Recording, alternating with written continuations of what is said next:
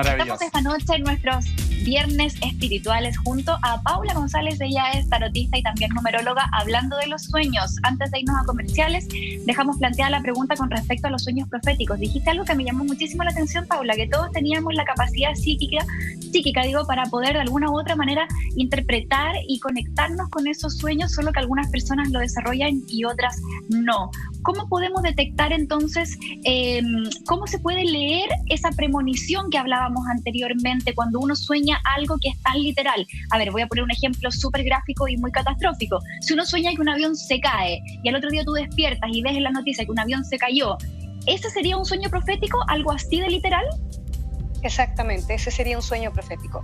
Pero es un sueño profético que no solamente se relaciona contigo, sino que se relaciona con el resto. Cuando hace poco estábamos hablando de que nos conectábamos entre todos por este tema de los sentimientos y los afectos, muchas veces los mensajes llegan y lo más probable es que tú no hayas sido la única que lo soñó. Lo más probable es que haya habido más personas, más psíquicos o más perceptivos que también lo hayan soñado. Y obviamente tu obligación es contarlo, es llamar y decir, oiga, ¿sabes? Soñé que el avión de tal cosa se caía. Ahora, si te pescan o no te pescan, ya eso es otra cosa. Otro cuento. Exacto, pero la obligación en el fondo del perceptivo, del psíquico o del que recibe el mensaje en el fondo es comunicarlo. Mucha gente siente miedo y no lo hace, ¿te fijáis? Y eso hace que se vayan bloqueando. Pero en la práctica el soltarlo, el decir, oye, soñé contigo anoche, soñé con tu mamá, porque es súper importante que uno los cuente, eso va a ir dejando que este universo psíquico que uno tiene se siga abriendo y se siga desarrollando. Paula, ¿y eso por qué, por ejemplo, usando el mismo caso, que creo que es súper clarito el caso que pone Monty sobre la mesa, ¿por qué le llega ese sueño a Monty, por ejemplo, y no me llega a mí? Eso habla de que el mundo espiritual, el mundo interior de Monty está más desarrollado que el mío, que su persuasión está mucho más desarrollada, que yo no quiero recibir esos mensajes. ¿Nos llegan a todos por iguales o a pesar de que todos podemos tener estos sueños proféticos, hay personas más aptas que captan como antenita, como decía Salfate en el bloque anterior, mucho más fácil? Mira, hay personas que son más perceptivas que otras y esas son linajes, ¿ya? Por ejemplo, tú puedes traer por el lado de una abuela o de un abuelo una capacidad extrasensorial que se va heredando a veces se hereda de repente una generación o se puede saltar un par de generaciones, pero siempre es hereditario. En algunas familias se da más que en otras.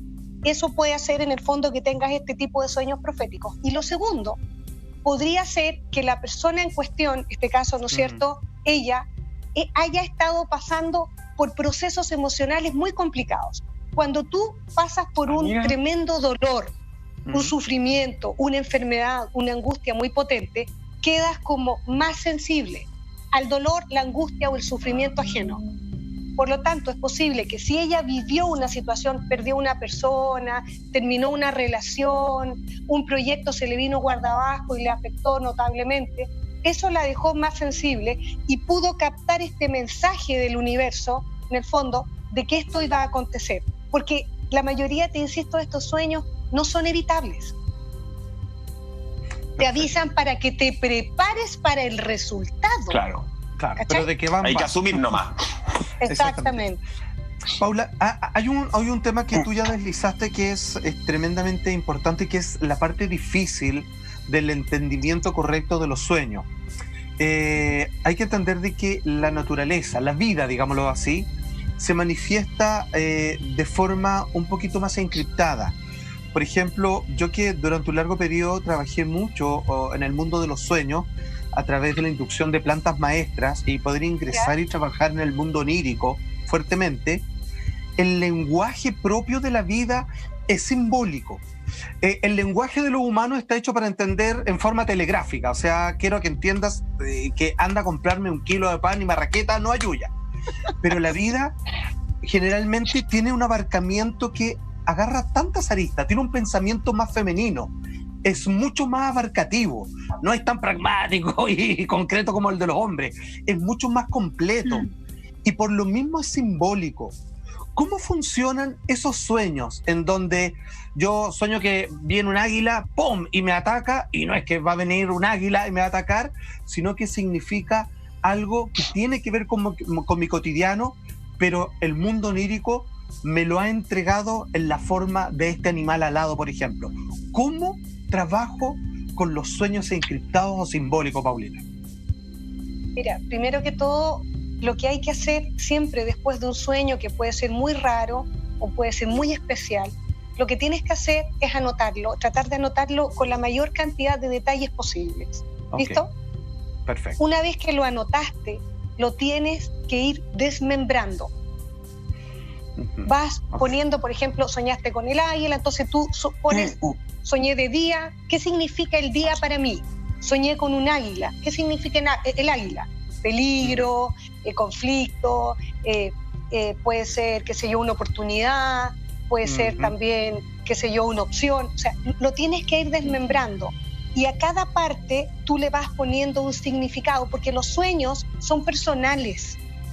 Si bien es cierto, existen los diccionarios de sueños que son como, ¿no es cierto?, son como para todo el mundo, no para todos significa lo mismo. Entonces, al irlos desmembrando, tú vas a ir encontrando un mayor significado. Y cada vez que vuelvas a soñar con eso, vas a entender de qué se trata. Entonces, el sueño encriptado cuesta mucho más, porque es más difícil, porque a pesar de que tú lo desmembras, tú dices, chuta, pero esta cuestión no logro entenderla plenamente porque no me queda claro el mensaje. Ahora, lo que hay que hacer es poner mucho ojo en los días siguientes después del sueño, cuando estás despierto, porque lo más probable es que veas algún tipo de esos símbolos o algún tipo de esas cosas que tú soñaste en algo. Por ejemplo, viste el águila en un reportaje, viste el águila en el membrete de una carta, o quizás en una invitación a algún lugar, o posiblemente la viste en un proyecto de trabajo. El sueño te está avisando que algo viene y te va a permitir con los días, claro, porque en el fondo son proféticos.